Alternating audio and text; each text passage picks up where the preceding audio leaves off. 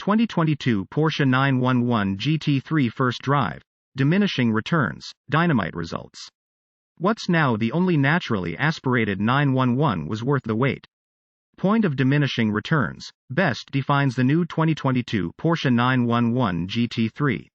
It's a description Porsche GT chief Andreas, Andy Preuninger mentioned more than a half dozen times in reference to the new 911 GT3 during his media briefing about the new car. Why? Emissions regulations constrained the GT3's engine development, and the 911's existing suspension architecture limited the model's grip and handling performance. But where most automakers might say, good enough, and continue printing money, Preuninger said he and his team worked within their constraints to somehow once again build one of the best Porsche 911s we've ever driven. What makes the new 911 GT3 tick? On paper, when comparing the new 992-2022 Porsche 911 GT3 to its 991.2 generation predecessor, it's hard to get excited. Horsepower? Up only 2 to 502. Torque? Up just 7 to 346 pound-feet. Engine displacement? Unchanged at 4.0 liters. Design? To the untrained eye, a Porsche 911 is a Porsche 911. But the fact is, the new 911 GT3 is an incredibly fascinating piece of holistic engineering. While sharing its displacement with the old GT3's flat-six engine, the naturally aspirated mill, the last in the 911 lineup, comes straight out of the 911 GT3 Cup race car, and it features 6 individual throttle bodies, a new rigid valve train, a 9,000 RPM redline, and a lightweight stainless steel exhaust system that's soldered together instead of welded to cut weight. The GT3, as before, is available with a 6-speed manual gearbox or, as our test car arrived with, a PDK 7-speed twin-clutch automatic. A move from 4.0 to 4.2 liters would have increased horsepower, but Preuninger told us it would have been near impossible for such an engine to meet ever-tightening emissions regulations. Instead, he said 70% of Porsche's engineering capacity was dedicated to getting the GT3's 4.0-liter engine to meet emissions targets. Diminishing returns, in other words. What Porsche couldn't do with the 2022 911 GT3's engine dictated its next moves. How do you get more speed and better performance without meaningfully increasing horsepower? Porsche put the car on a diet and gave it better aerodynamics and more grip. The new 911 GT3's sheet metal helps take care of both the weight savings and improved aero.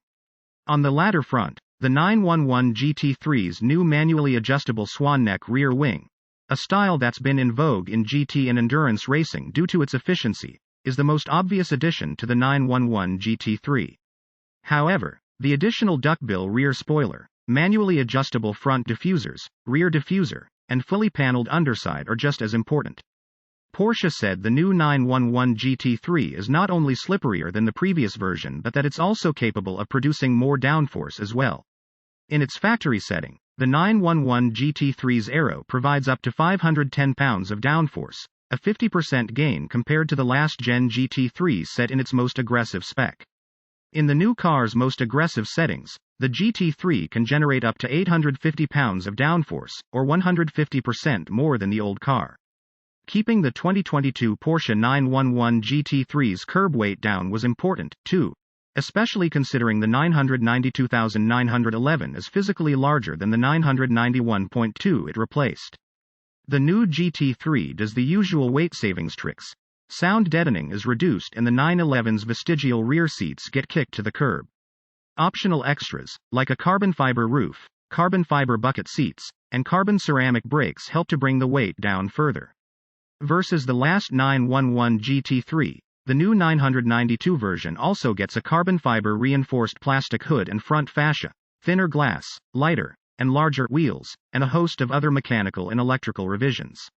The result, according to Porsche, is a 3,200-pound curb weight that is only 11 pounds more than a comparable 991.2 GT3 despite the new car's bulkier dimensions. Changes underneath the skin are more subtle. Performance potential for the McPherson strut front suspension found on every other 911 was maxed out on the 991.2 GT3, said Preuninger. Faced with yet another point of diminishing returns, the GT team looked to the 911 RSR race car for inspiration. Its solution was a new multi-link front suspension, a 911 road car first, chosen for its ability to balance turn-in and ride quality. A revised multi-link suspension does the work in back. New adaptive dampers are capable of reacting to impacts in less than 10 milliseconds, while rear axle steering, wider axles, wheels and tires, and larger brakes complete the new 911 GT3.